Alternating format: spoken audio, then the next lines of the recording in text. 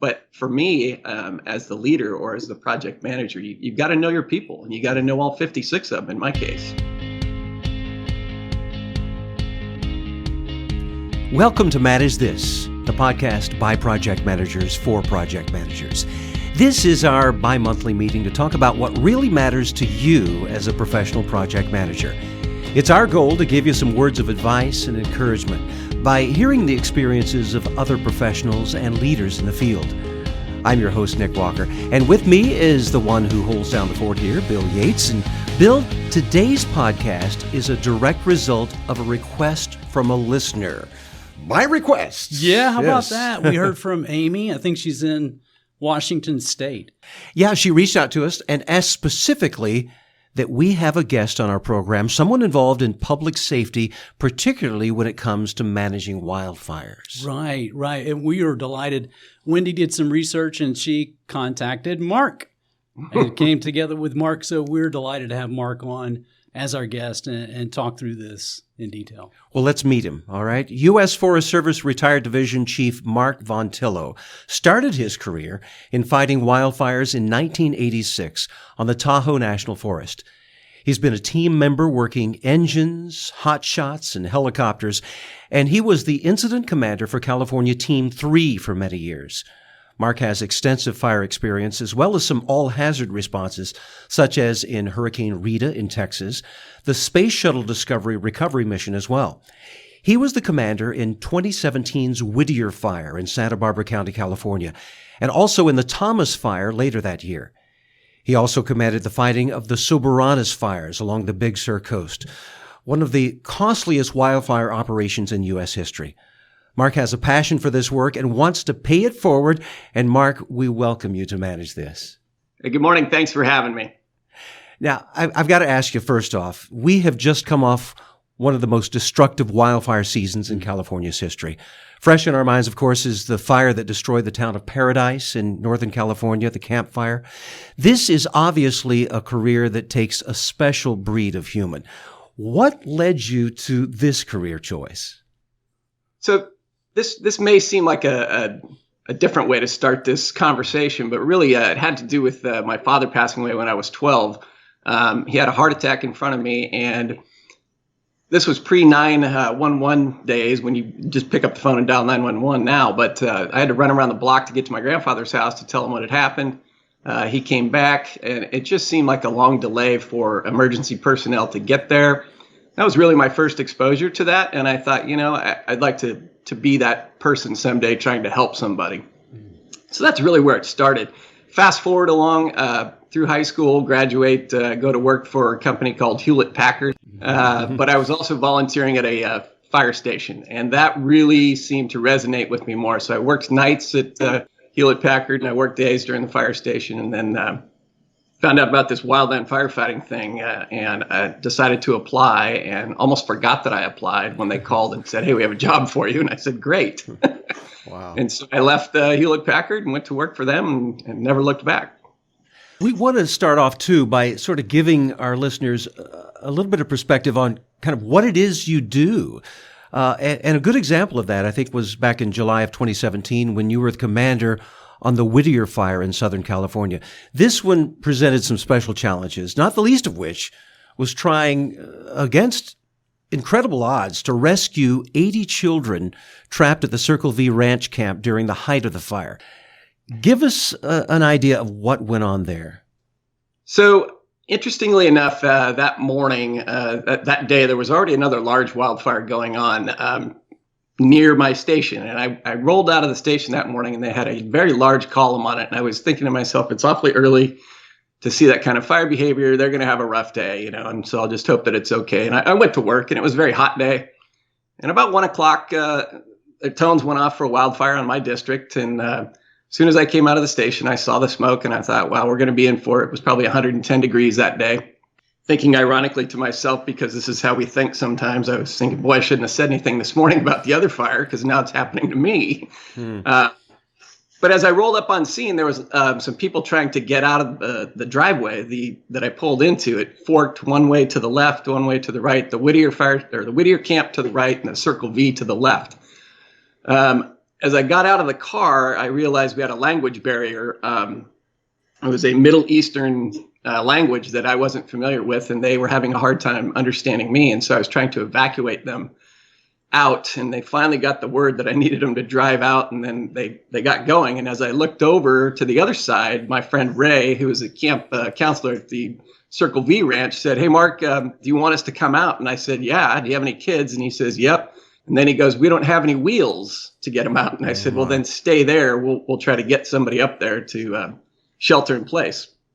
So immediately now I have a life danger problem on my hands, and am still trying to evacuate the other people from the other camp to get them out. They got out successfully, but for the next 6 hours, it was a cat and mouse game with trying to get rescuers up to these kids. I'm sure you can probably find some footage online of what they were facing trying to drive up there, the amount of fire behavior. But, dedicated effort through a lot of people that I'm very familiar with. We all worked together for years. They knew the situation. I didn't have to give a lot of direction, but they also knew the risks that they were about to encounter, for their own lives. But 6 hours of, having a life priority when you still have a wildfire that's moving and growing and leaps and bounds and is heading for structures and heading for other things, but that becomes your number one priority is life. And so once they got rescued and got out to safety, that was a big, big relief for me and everybody else. We could start to focus on the fire itself. Mark, I was able to see some of the newsreel from this, and right. It's just, it's jaw-dropping, it's frightening, and it's heroic. How many, just to give people a sense, how big was the team that you guys had that were trying to get at the kids that were needing rescue? Oh, I'd say so. On the initial attack, we call that, if I count them up, 1, 2, 3, 4, 5, maybe 7 or 8 people focused on trying to get up there, and the rest of them were fighting fire and trying to keep the fire away from certain things. But really, probably about 7 or 8. And it struck me how you had to quickly assess the situation, prioritize, and like you said, life was at stake in this case. So then your priority one is that. So you put your best resources on it. And it's, those kind of decisions, that's an example of why we wanted to have this conversation with you. You guys are making quick decisions that are, in your case, are life or death. And in our case, for most project managers, it's more, okay, what's the best use of resources? We wanted to pick your brain. We appreciate this opportunity to pick your brain on some of the lessons learned from things like this example. Yeah. Now, Nick, I was thinking this may be an example or a good time for us to call a timeout and get Mark to talk about some of these definitions. Like he was a type 1 commander, so we need to help our listeners understand what's type 1, what's type 5, what does this mean? Yeah. What is it? What is a type 1 commander? What does that entail? So a type 1 incident commander is the highest complexity incident commander that you can be, or the leader of a team. Type 2 is just a little bit less complexity. Type 3, as it goes down, it's less and less complex. So initially, when I started on this Whittier fire, for example, I was the type 3 incident commander because of the scale and the scope of people. And as it moved on, we quickly realized that we didn't need to stop at a type 2. This was going to be a type 1 incident. And so ironically, my team was the team that was on call. So I went from the initial attack incident commander to the team commander overall of the incident. But that's the team side of it. My day job as a division chief in the org chart is just essentially the top of the fire organization for the district. I had 2 battalion chiefs underneath me. And then underneath the battalion chiefs, you have engines, patrols, dozers, hotshots, helicopters. And so it's a pretty simple hierarchy organization. Yeah. And as I was looking at it, and correct me if I'm wrong, Mark, but it looked like type 5 is more like local, maybe in a small town or village. And then type 4, charge of maybe an accident, or something on the highway. Right. And then as you progress through it, then at type 1, then your team was likely to get deployed to a different state or somewhere else, in the Northwest that was battling a fire. You guys may get the call to go there. Yeah, so we go through a call period, a 24-hour, 8-hour, and 2-hour, and it changes every week. So you've got to be ready to go within those time frames. So when you're on 2-hour call, we call it hard call. You're going to go immediately, and sometimes you may just be on regional call, and sometimes you may be on national call as well. So anywhere in the country. So, Bill, he's definitely a project manager. I mean, this is, there's no doubt about it. No doubt about it. Yeah, maybe even a program manager. This is at a high level. Yeah, and high stakes. Very interesting. All right. Well, let's talk a little bit about how that applies to project management. I mean, obviously he's managing incredible projects. I can't even imagine what is involved as an incident commander. What are your duties really? Well, first and foremost is the safety of all the public and the firefighters, right? Job number one, keep everybody safe. And as we say, return everybody home at the end of the shift or the end of the tour, however it is. But it could be a lot of different things. So I would get an in-briefing from the agency administrator, which is typically the forest supervisor or whoever the agency administrator of the agency is. What are their priorities? How do they manage fire on the landscape on their land? Some people manage it. Some people have 100% suppression. They don't want it to creep around and do things. And so you got to put them out. So that requires a different strategy and different set of tactics. And so my job is really to overall watch not only the operations piece, and that's basically what we've been talking about, but I have to be fiscally responsible. And yeah, so our logistics guys always tell me, without logistics, it's just a dream. You don't have that stuff. And they're right. If we don't have the tools and whatever it is that we need from, sleeping arrangements to tape to batteries to all that stuff that makes it work, Yeah. Mark, practically speaking, help us think through, okay, there's an incident, there is a fire, a wildfire has broken out. And what's the, from a project management standpoint, how do you scope the project? So how do you guys determine the scope of the incident, the fire, and then how is the determination made as to, well, we need a type 5 team, a type 3, or a type 1? How does that take place? So there's a lot of things that go into it. Actually, the time of the year can be one. What's the weather doing? Is it worsening or is it going to get better? Or, is it 95 degrees today, but we know tomorrow we have a snowstorm coming in.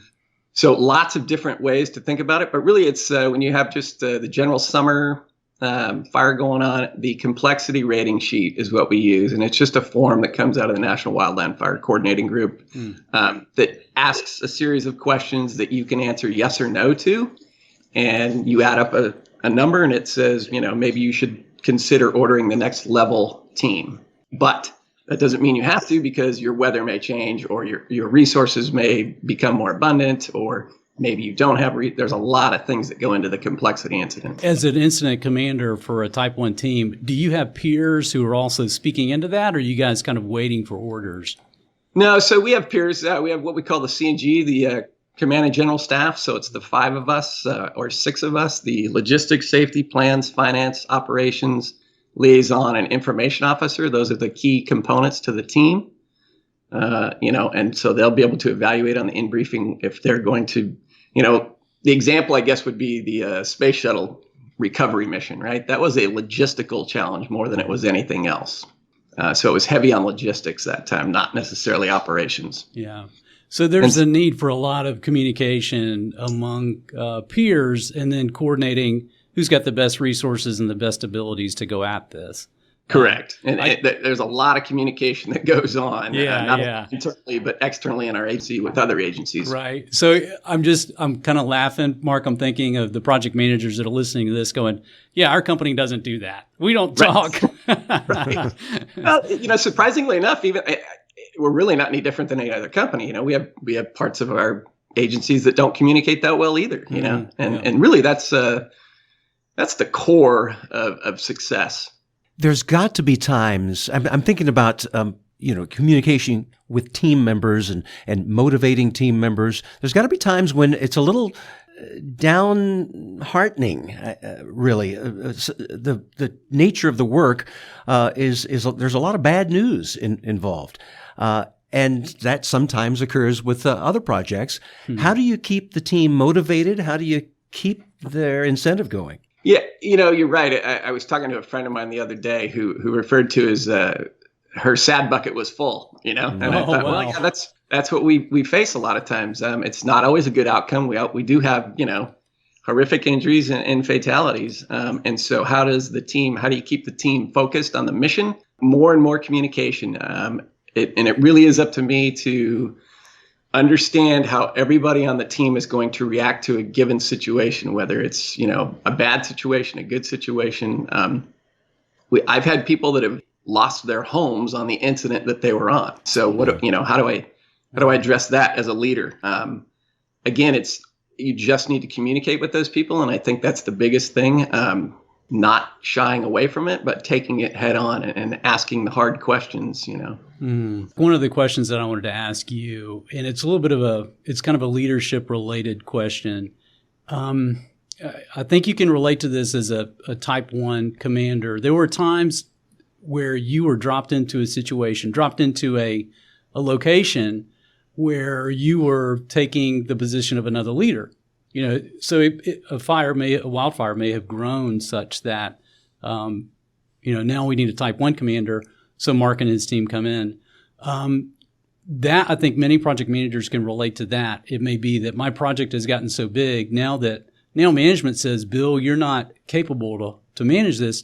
I need somebody else to come in. I need Lisa to come in and take this over. So, in the case where you were that person, you were coming in and taking over something. How did you handle that transition? Was it a simple, hey, I got more authority than you, so step out of my way. And by the way, I'm going to use your resources. How did you handle that? What are some techniques you used?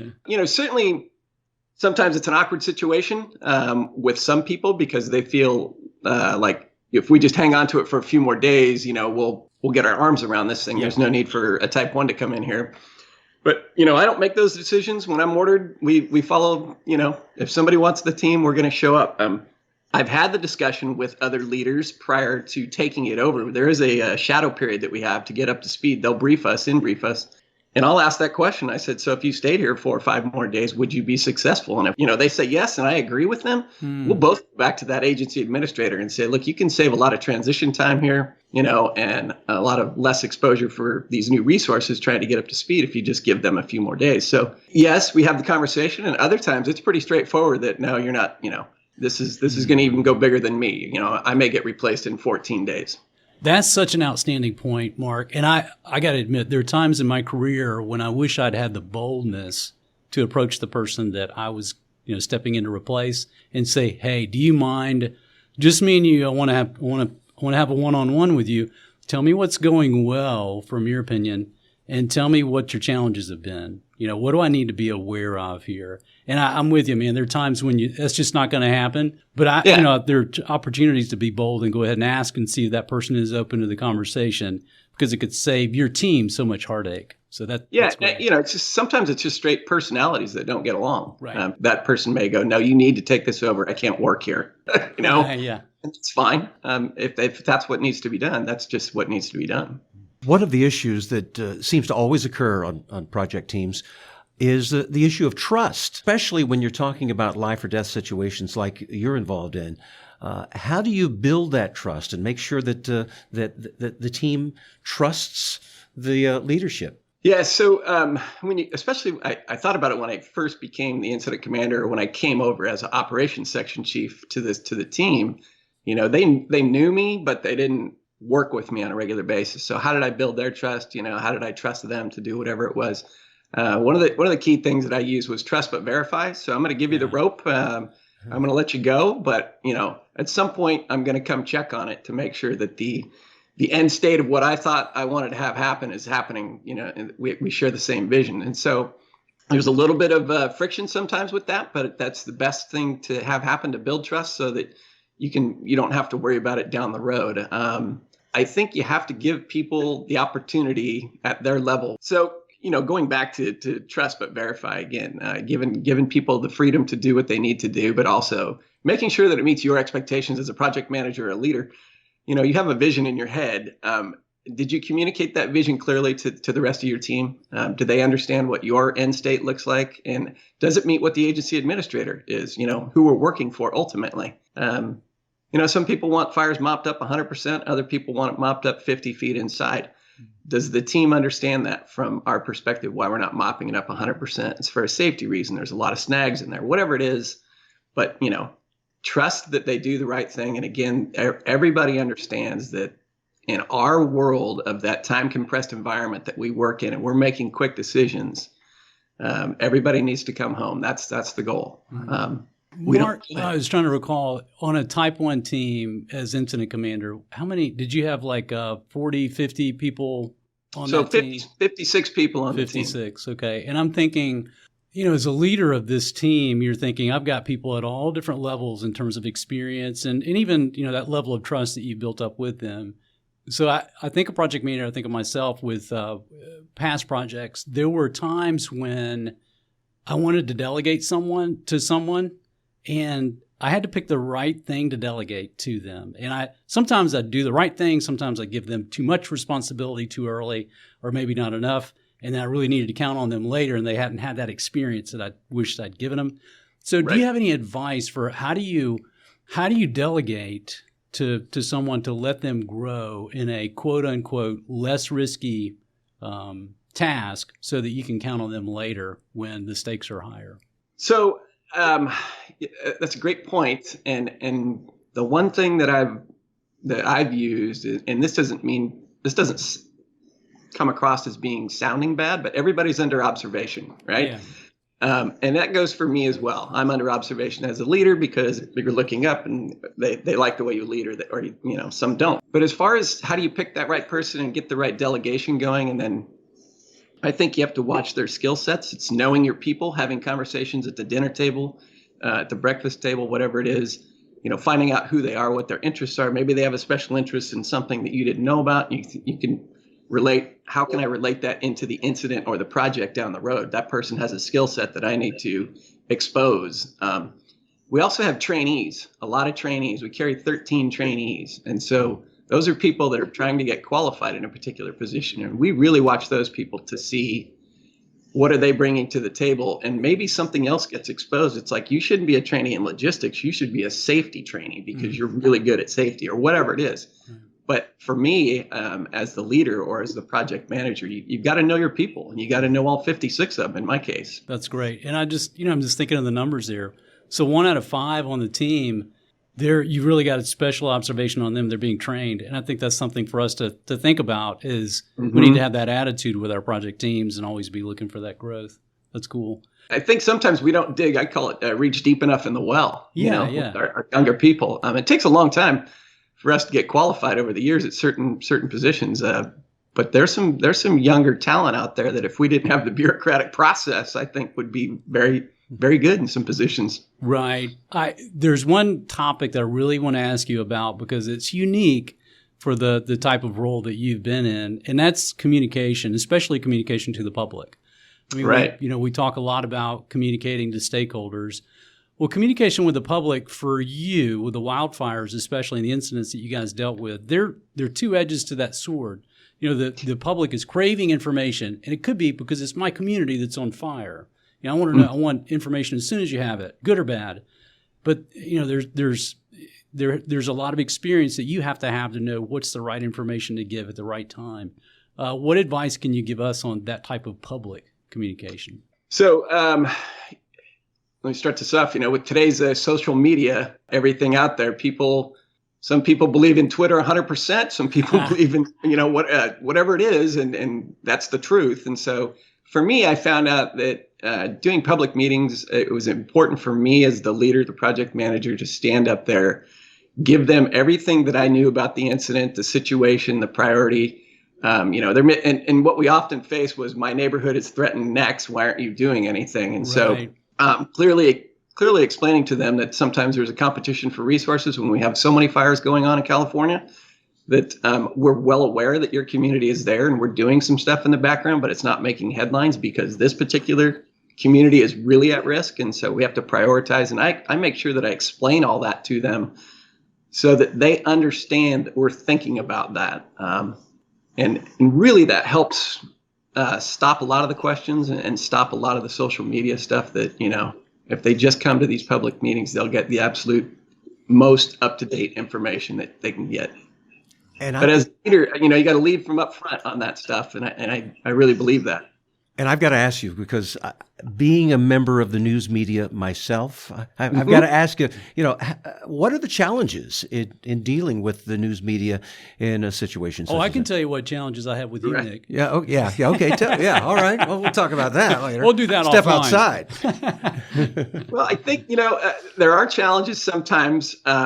Again, man, I don't know how to overemphasize this communication piece, but I think if you don't have that young writer, that young guy that wants to make a story for himself or make a name for himself, I personally didn't really have any issues with the media unless they were just blatantly wrong about something. And I don't think, working with my public information officer on the team, we had to do 2 daily updates, a morning update and an evening update, and then any public meetings in between that we would have. And so as long as we had the same message going out, we weren't conflicting, or he wasn't tweeting something without checking with me, or I didn't catch that tweet. I mean, that's where it gets confusing sometimes with the media, is that they'll read something here and somebody else said something there, and it's just because we didn't communicate internally. I've got a really basic question on that, Mark. Let's say you have a team of 20 that they're engaging the fire. If the media has a chance to go to one of your team members that, report to you, what are your team members told? Hey, no, you don't talk to the media. They all go through me or go through the communication coordinator. What were your ground rules regarding that? So I think in certain situations, whatever the line of questioning was, whether it was an operational question, a logistic question, a safety question, I would just direct to those people. I would defer to them. If it had to do with the overall incident, broader question of, hey, do you know there's 14 fires in California? How are you guys? They know not to talk about that. They would come to me. But, give them the freedom to talk about their own specialty, that they bring to the table on these incidents. That's good. And I think, for the projects that I've been on, team members appreciate it if they just know the boundaries. Let me know what I can talk about. Let me know what I should not talk about, and where I direct it. Then they're good to go. Yeah. And sometimes in the in-briefing, there are things that we get that, hey, you're not allowed to talk about this, and I can't even talk about it. If you get that question, refer them to here. Right. And so, but for the most part, it's been a good relationship with me over the years. Okay, I want to switch gears. I've got nerdy questions for you here because you guys have really cool resources. You have dozers, you have helicopters, you're dropping water, you have all this heavy equipment. Even you would set up a tent camp, just boom like that, so you can meet the needs of the community. There are a lot of resources that you guys have to track, and I'm trying to visualize how you did that. Maybe within your team or maybe across the different task forces. So how do you keep up with all the resources? So there's a little thing called ICS, Incident Command System, that we have. Okay. Helps track resources, helps divide and conquer supervision responsibilities. But as far as each resource, everybody gets an order to an incident. So for example, if you are an incident commander or a division supervisor, you're giving it an O number, O-1.3. O is for overhead. If you have an E number, you're an engine. If you have an A number, you're an aircraft, so on and so forth. And so everything is tracked from the moment you check in to the moment you check out, and that's how everybody is accounted for, really. Okay. So you didn't leave any bulldozers in another state or anything like that, to your knowledge? Not that I'm aware of. Once the project is finished, once the fire is out, where do you go then? I mean, what do you do? Do you have some sort of debriefing, a recognition, talking about what you could have done differently? What happens then? Yeah, so we definitely have what we call an AAR, an after action review. Talks about, what the situation was. So everybody comes together at the end and we all have a same common operating picture of what just happened. And then we talk about what can we do to sustain our strengths on that incident, what went right, and then what do we need to do to improve on the next one. It's really those three questions, and that's all we keep it to. It's not meant to be a 2-hour debrief. It's meant to be an after-action review, and it's really meant not to take any notes either, because people will remember more of it for the next incident out. As far as After that, we'll generally try to go have a team dinner and stay in a hotel, depending upon the incident. If the incident had a bad outcome, we may just want to all go home, Mark, that's great. And the idea of a debrief, and in your case, it's called the after-action review. Is that right? The AAR? Correct. Yeah. You capture such good information. I love the simplicity of it. There are 3 questions that you address. How do you capture that information and then share it for the future incidents? Is that something that you can easily access? Yeah, so we'll do an executive summary also at the end of the incident, which is a little bit more in-depth overview of each function, and that will reside with the forest or the agency administrator so that they can reference it. And then also I have a responsibility to talk to what we have the Lessons Learned Center, which is out of Tucson, Arizona. And if we need to share something, we'll share it with them, and then they'll send some people out to dig deeper into it to get to a lesson learned. But there's certainly a place where we're cataloging all that stuff, good and bad. You've had quite a career, and I just want to sort of close our time by asking you a little bit about the highlights of your career. Looking back, maybe some wins, something that really impressed you. Do you have anything like that you can think of? I think probably in my younger days, it was always, can we catch the darn fire? Finally hooking one at 20 acres instead of, 200,000 acres. Those were fun. You really can find that yourself, you didn't think you could push yourself that far. And as you get longer in your career, those opportunities go by the wayside because now you have to lead people to do that. And that's definitely a younger person's job, but, building line and pulling hose and all that stuff. But, I think probably what I'm most proud of is just being able to have a positive impact on people, I think, and trying to pay it forward to the next generation behind me. That's really where it's at for me. As a matter of fact, right now I'm working with the Wildland Firefighter Foundation, which helps people that have had, either trauma, accidents, fatalities, helps those families out to bridge the gap between, getting through all that stuff, and grieving and all of that. And so that, to me, that's very important work. That's outstanding. And you're coming from such a voice of experience and legitimacy in that. I deeply admire the service that you've given to us, and you've got a lot to share. So I'm delighted that you're not just hanging up the boots, but you're actually, staying involved that way. That's wonderful. Yeah. I appreciate you guys having me. I was surprised, but at the same time excited. So thank you for having me. Mark, this has been a fascinating discussion, and we so much appreciate you taking the time to talk with us. We have sent you a little gift ahead of this time together that Manage This coffee mug, and we hope you'll continue to use that and remember us fondly here. I will. Thank you guys very much. We're so glad that one of our listeners suggested this topic today, and we want to invite all our listeners to contact us with any suggestions or comments about our podcasts. So email us at manage_this@velociteach.com. We would love to know what kinds of guests you'd like to see on the program. And a reminder that by listening to this podcast, you just earned some PDUs, professional development units, toward renewing your project management certifications. To claim them, go to velociteach.com and choose Manage This Podcast from the top of the page. Click the button that says Claim PDUs and click through the steps. That's it for us here on Manage This. We hope you'll tune back in on May 21st for our next podcast.